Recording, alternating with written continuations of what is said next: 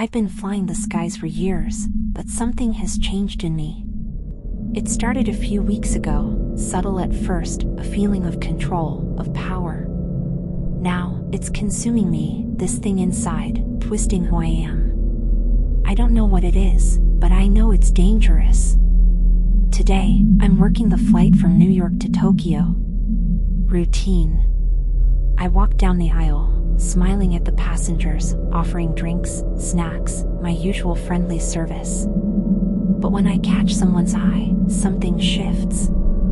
My face, the face I've always worn, molds itself into something different, something perfect for whoever's looking at me. The first time it happened, I thought I was imagining it. There was a man in seat 12B, staring at me with this glazed expression.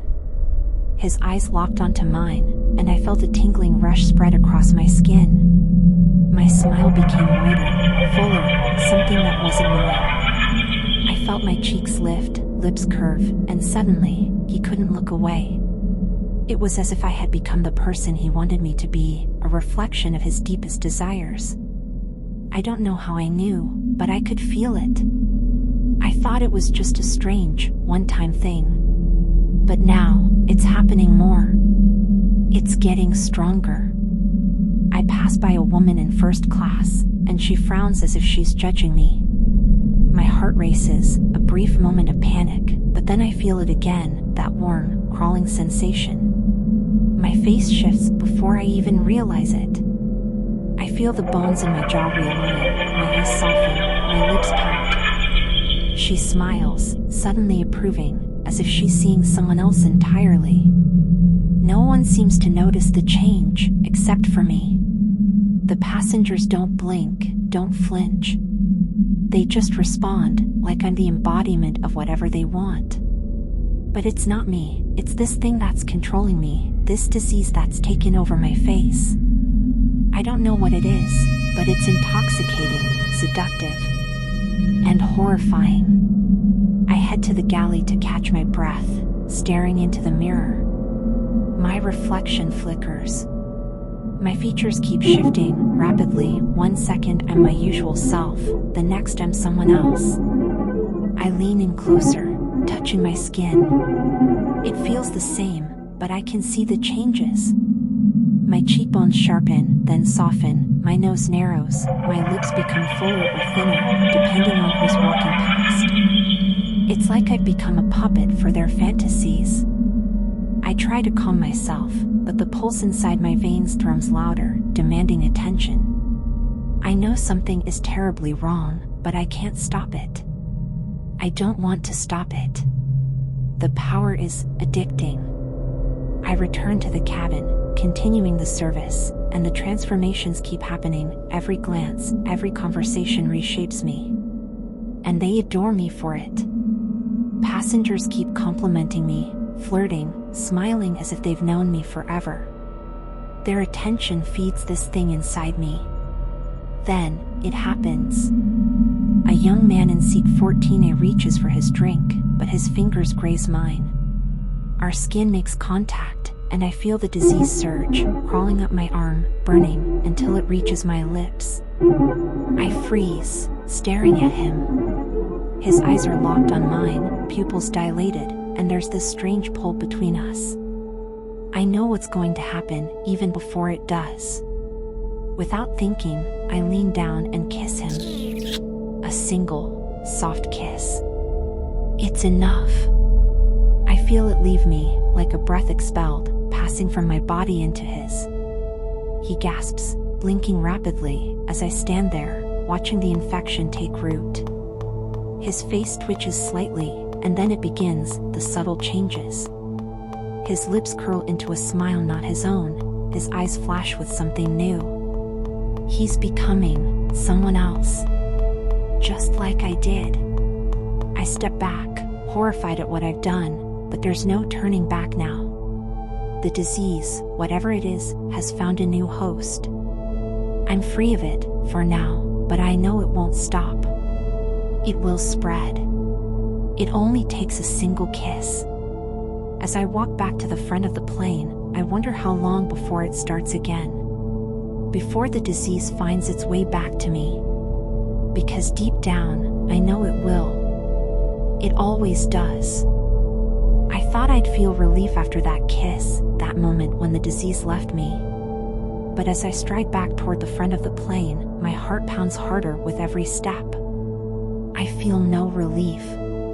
The air in the cabin thickens, like something unseen is closing in, lurking just out of reach.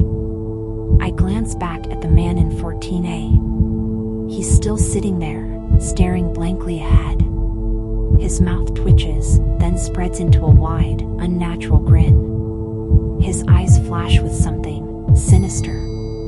It's happening to him now. He's becoming what I was, a puppet to the desires of others, trapped in a body that no longer belongs to him. A prisoner behind the mask. But what terrifies me isn't that he's infected. It's that I miss it. The disease. The power. I press my trembling hands to my face, trying to steady myself.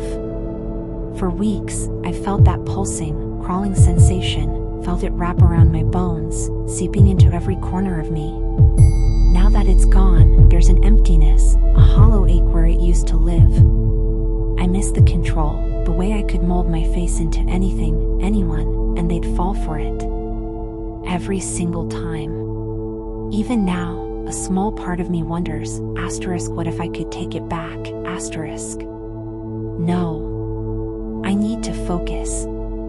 I can't let it consume me. I'm free now. I shake my head, trying to drown out the whispers swirling in my mind. But the memories won't stop. The way I'd felt eyes on me and knew what they wanted. How, in seconds, I'd become their perfect fantasy, the face they couldn't resist. That power coursing through me like fire, like sin. And the kiss, it felt like I was sharing a piece of my soul, damning him with that touch. I reach the galley again, but this time the space feels smaller, darker. The lights overhead flicker, casting long, unnatural shadows across the walls. The plane hums softly, the passengers oblivious. But there's a presence here now, something dark and ancient, as though the disease is more than just a virus, it's a living thing, and it's still watching me, waiting. You think it's over, a voice inside me whispers, cold and mocking. You're never free. It will come back, The sound of it sends chills down my spine. My breathing quickens as I glance at the small mirror above the sink. I don't want to look, but something compels me. I lean in, hands gripping the counter as I study my reflection. At first, I look normal, pale, tired, but normal. Then I see it. My lips twitch, my eyes gleam unnaturally. My reflection starts to shift again, twisting into something not quite me. The edges of my mouth curl upward in a sinister smile, one I'm not controlling. I stumble back, heart racing. It's still inside me. The kiss wasn't enough. It hasn't left me at all. It's hiding, waiting for the right moment. My skin prickles as the disease stirs within, as though it's waking up again, hungry. You want it back, the voice taunts, don't you? I hear footsteps approaching and snap out of my trance. A flight attendant, a colleague, Maria, steps into the galley, her face soft with concern. Hey, you okay? She asks, her voice too kind, too trusting. I want to warn her, tell her to stay away. But then I feel it again, the creeping sensation crawling up my throat, tugging at my lips, begging me to smile, to give in. Maria's eyes meet mine, and I feel the familiar pull. My face starts to shift again, my eyes soften, my lips part, my features becoming exactly what she wants to see. I can feel her gaze linger, and my breath catches in my throat. She steps closer, her hand brushing my arm. You look different, she murmurs, her voice softer now, a flicker of curiosity and attraction in her eyes. I don't want to do it. I don't want to be this thing again. But it's already happening. My control is slipping, my mind clouding. My lips part, and the words tumble out before I can stop them. Maria, I whisper, voice low, sultry, not my own. I feel the disease curling up inside me, tightening its grip. My gaze locks onto hers, and she leans in, her breath warm against my cheek. No. I gasp, pulling away, but it's too late. The disease stirs violently, a beast that has been woken from its slumber. I can feel it burning through me, desperate to take over again, and I'm losing control. My body trembles as the hunger inside me grows, gnawing at my sanity. The need to infect, to pass it on, to consume someone else, is unbearable. I turn to Maria, my heart pounding in my chest. She's too close.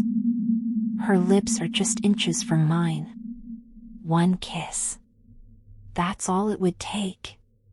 I could be free again. But at what cost? Her eyes widen, as if she senses something's wrong. What are you doing? She asks, her voice trembling with uncertainty. I can't answer. The darkness is clawing its way to the surface. My lips move, shaping themselves into that same seductive smile. I can feel the disease, the hunger, the evil inside me growing stronger. It wants her. It wants to take her like it took me. I try to pull back, but the disease has other plans. My body moves on its own, inching closer, drawn to her warmth, her breath, the pulse of life beneath her skin. I don't want to hurt her. I don't want to become it again. But I know how this ends. Because once the disease has you, it never lets go. I don't know how long I've been sitting here, lost in a daze. The flight attendant who came to my seat was mesmerizing. Her smile, her eyes, everything about her was captivating. I remember the way her lips brushed mine, soft and fleeting, and a jolt of electricity shot through me. It was more than a kiss, it felt like an imprint, a signature burned into my very being. I can't shake the feeling that something profound has happened. It's like I've been given a glimpse into a world beyond the mundane, something otherworldly. The plane's hum fades into the background as I try to gather my thoughts. I look around the cabin, but the colors seem more vibrant, the sounds more acute. I feel different. My fingers brush against my lips, and I notice they're trembling. I look down at my hands, but they're not quite my own. My skin seems almost too smooth, my nails too perfectly manicured. I shift in my seat, feeling a strange, unfamiliar pull in my chest. The seatbelt feels tighter, the air around me more oppressive. I glance at the flight attendant again, the one who kissed me. She's walking away, but her presence lingers like a shadow on my consciousness. I can't stop thinking about her, her eyes, her smile. I'm enthralled, captivated. It's as if she has left a mark on me that I can't erase, a mark that makes me want to follow her, to understand what just happened. The flight continues, and I try to ignore the creeping sensation of being watched. It feels like there's something lurking in the corners of my vision, just out of sight. I see other passengers around me, but they seem distant, their faces blurring into one another. My thoughts keep drifting back to her. I try to recall every detail, her voice, her touch, the way her face shifted, the intensity in her eyes. It's then that I notice a peculiar change. My reflection in the small window beside me doesn't look right. It's not just the lighting. My features seem to shift, almost imperceptibly. My eyes appear darker, my jaw more pronounced. I touch my face, feeling the contours change beneath my fingertips. My reflection wavers, the image growing more fluid and fluid until it becomes unsettlingly alien. What's happening to me? My heart races as the realization hits. This isn't just a shift, it's a transformation. I can't control it. My face seems to conform to the desires of those around me. I think back to her, the flight attendant. Did she do this to me? Was it her kiss that awakened this thing? I need to find her. I have to understand. The transformation feels like it's altering not just my appearance, but my very nature. I'm compelled to seek her out, to find the answers to this sudden, disturbing change. I stand, trying to steady myself. The plane's cabin seems too narrow, too stifling. I navigate through the rows, my mind a whirlwind of confusion and dread. My reflection in the windows flickers. Sometimes I see myself, sometimes I see someone else. I pass by other passengers who seem indifferent to my agitation. I feel a growing sense of urgency, a drive to find her before the changes become irreversible. Finally, I spot her in the galley, talking to another flight attendant. I approach hesitantly, every step filled with trepidation. My heart pounds, each beat resonating with the fear and desire to understand what's happening to me. "Excuse me," I say, trying to keep my voice steady. "I need to speak with you." She turns, and her eyes meet mine. There's a flicker of recognition, and her face shifts imperceptibly, a brief, unsettling change that I barely catch. Her expression tightens, and for a moment, I see something akin to fear in her eyes. It's as though she's struggling to control something that's lurking just beneath the surface. "Yes," she asks, her voice smooth but strained. "What's wrong?" I don't understand," I begin, but my voice falters. After our kiss, something's changed. I can't control it. My face, myself. It's like it's shifting, changing. Her eyes widen slightly, and I see her glance at the other flight attendant, who has gone quiet, watching us with a wary expression. "What do you mean, changing?" she asks cautiously. "Look at me." I plead, desperate. Something is happening to me, and I don't know what to do. I feel like I'm not myself anymore. Her gaze softens momentarily, and I catch a glimpse of something, regret, perhaps, in her eyes. "We shouldn't be talking here," she says, her voice dropping to a whisper. "Come with me." She leads me to a small storage room at the back of the galley. The door closes behind us, sealing us in. The room is dimly lit, filled with supplies and cleaning equipment. I can see the fear in her eyes now, mingled with something darker, more sinister. "I need to know what's happening," I insist, trying to stay calm despite the growing panic. "What did you do to me?" She takes a deep breath, her hands trembling slightly. "It's not what I did to you. It's what you've caught. It's a disease, something that can alter people's appearances, their very essence. It can be passed on through a kiss, a touch. It's ancient, powerful, and dangerous." I stare at her, horrified. "But why me? Why now?" Her face darkens, her voice dropping to a murmur. "Because you were the one I could reach. Because it's a hunger, a force that feeds on desire and control. It's drawn to those who are vulnerable, who yearn for something more. It's always looking for its next host, and you became one." I feel a chill run through me.